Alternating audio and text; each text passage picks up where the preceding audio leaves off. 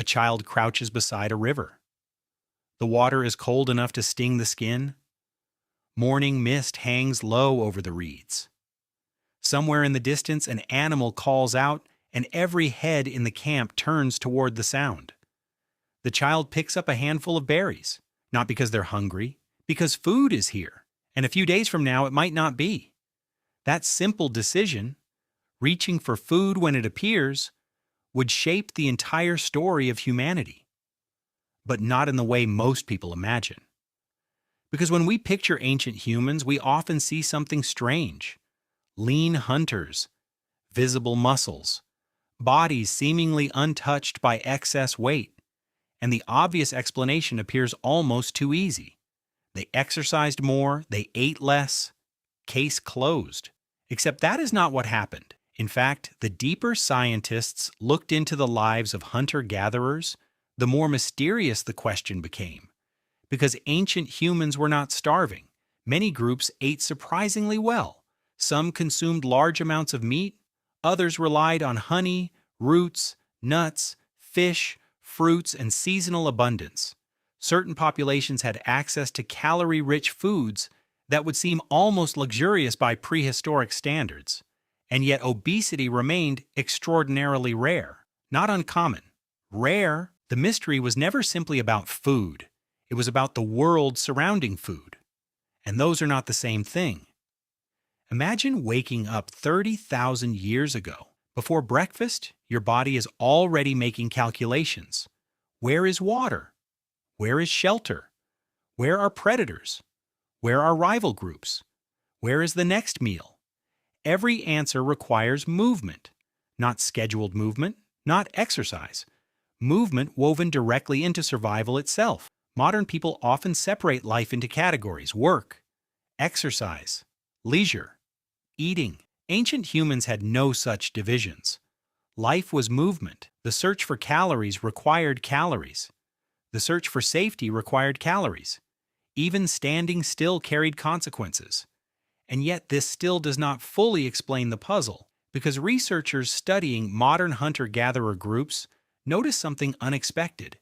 Groups such as the Hadza often burn a total number of calories surprisingly similar to people living in industrialized societies. At first, this seemed impossible. How could individuals walking long distances, gathering food, climbing, carrying, hunting, and living almost entirely outdoors, expend energy totals not dramatically different from office workers? Researchers began uncovering a strange feature of the human body. It adapts. Aggressively. The body is not an open furnace endlessly burning more fuel the more activity increases. It is an economist, a ruthless accountant. When energy demands rise in one area, the body often compensates elsewhere, which led scientists toward an unsettling realization. The secret was not merely how many calories ancient humans burned, it was how their entire environment controlled energy intake. The human brain evolved in a world defined by uncertainty. For millions of years, calories arrived unpredictably. A successful hunt might provide abundance. Then days of scarcity could follow. Fruit trees flourished briefly, then vanished. Honey appeared, then disappeared. The future was never guaranteed. So evolution built a solution. Whenever calories became available, humans developed an instinct to consume them, to store energy, to prepare for uncertainty. This was not a flaw, it was genius.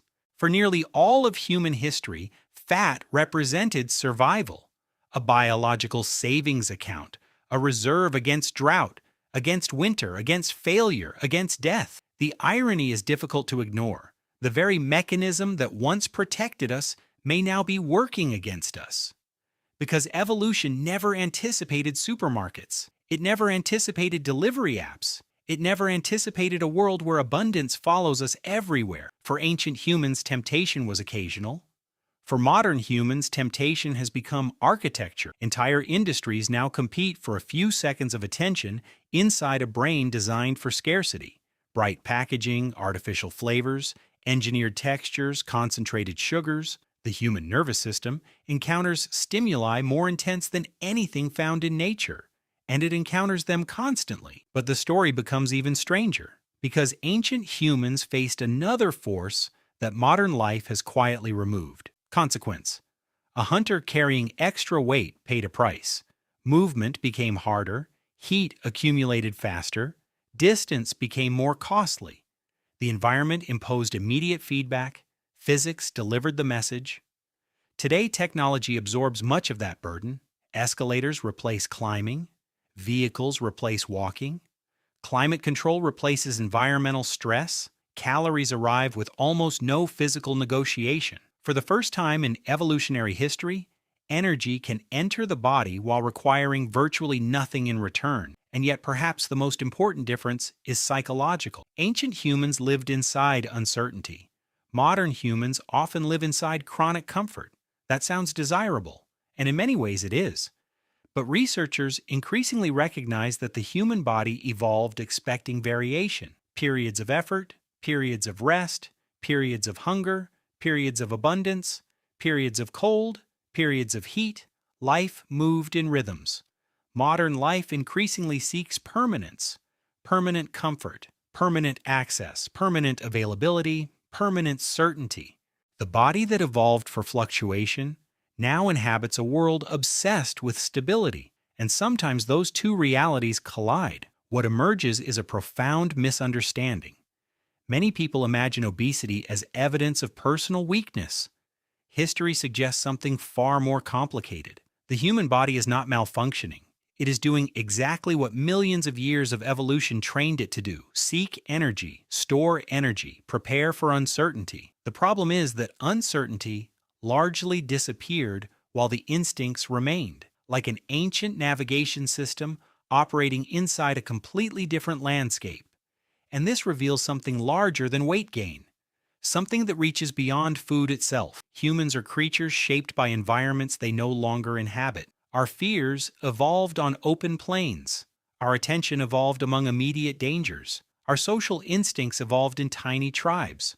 And our hunger evolved in a world where tomorrow was never guaranteed. The modern world often feels unnatural, not because humanity changed too quickly, but because reality did, faster than evolution could follow. So when we ask why ancient humans were never fat, we are really asking a deeper question. What happens when a species becomes too successful? What happens when the problems evolution solved disappear, but the solutions remain? The answer surrounds us every day, in our cities, in our habits, in our cravings, in the silent negotiations between ancient biology and modern civilization. Because the story was never about fat, it was about memory, not conscious memory, something older, a memory written into flesh itself, a message carried across hundreds of thousands of years, a message that still whispers inside every human body. Food may not be here tomorrow. Eat while you can.